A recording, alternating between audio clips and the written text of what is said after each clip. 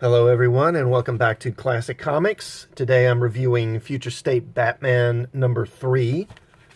Now this is again written by John Ridley with breakdowns by Nick Darrington and finished art by Laura Braga. This review is going to be pretty short because it's really very similar to the last issue. So we pick up right at the end of last issue here. Batman is cornered in an alley by the Peacekeepers, and Batman is with this couple who committed a murder last issue, killing the man they believe murdered their daughter. So Batman says, I surrender, just, don't hurt these people. And the captain of the Peacekeepers is kind of a jerk. He's just like, just kill them all. So Batman hurls a couple of grenades that causes some confusion. And then he takes out these robots. And then manages to down all the Peacekeepers. And then they make their getaway. They're going to get away on his cycle, but a drone destroys the cycle, so they have to make their getaway on foot. And the Peacekeepers, what are they doing during all this? I guess they're just sort of hanging out. I don't know. But anyway, they get away. So they go back to their boss, Peacekeeper 1 here, who's like, are you kidding me? You had him cornered in an alley and you let him get away. Go out there and find him, you idiots. So they go back out to find Batman. Now, Batman and the couple, they take refuge in this abandoned church. And then Batman has a bullet wound, so he has them use this flare to cauterize the wound to stop his bleeding. Then we go to we get a few pages of the Fox family, and we get some character development from them. And Lucius is talking to his wife, and they're kind of at cross purposes here because she's not happy with the Peacekeepers and the way they're operating in Gotham, but Lucius is the one supplying them with their weapons, and he's basically like, that's your problem, not mine. And then she has a talk with her daughter, who, she's also not happy about the way Gotham's being run. Then she goes to see Luke Fox, and of course Luke Fox was Batwing before, back in the present, and she just asks him straight up, are you Batman? And he says, no, I'm not Batman. And of course he's not. It's the other brother, Jace, I think his name is, who's Batman. Then we go back to the church. Now, Batman calls up this Detective Chubb, who we've seen. She's the one working the murder of the man these two killed.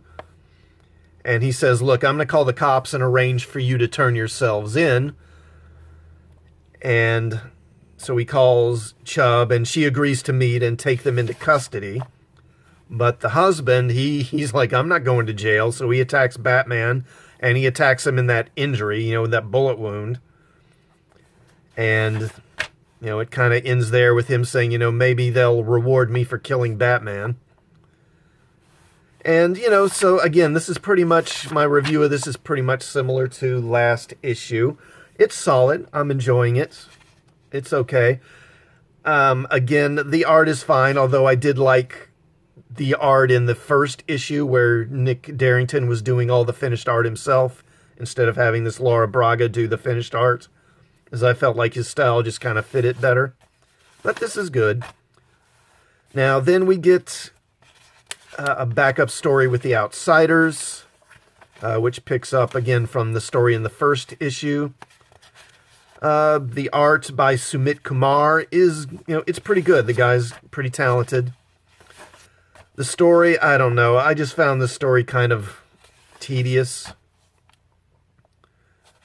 It felt, again, kind of drawn out. It felt like this could have been like an 8-page or 10-page backup instead of a full 20 pages.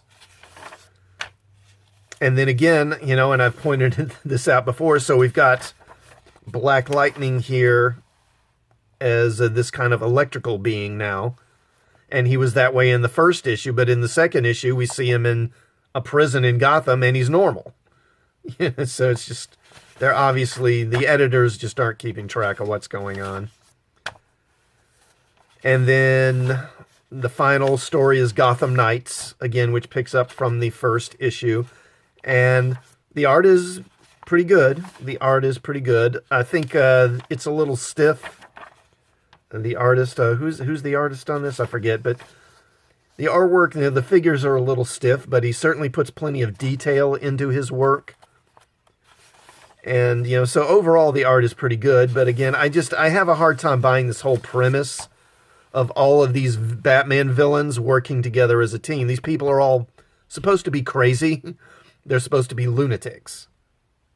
And yet she's this, this Astrid Arkham is able to get them all to work together. It just, to me, it just drains a lot of the sense of threat from them. If they're this easily controlled, why haven't they been cured? If it's this easy to control them and make them behave, then why are they still running around as criminals? So I don't know. I'm just not a big fan of this. So overall on this issue, I mean, it's okay. I give it a marginal thumbs up, kind of, sort of, for the Batman story. The two backups, kind of eh. Anyway, let me know what you thought of this in the comments. And if you would, please thumbs up this video. Give it a like before you leave. And if you would, also please sub to the channel and hit the bell for notifications. And I will see you all next time. Thanks for watching.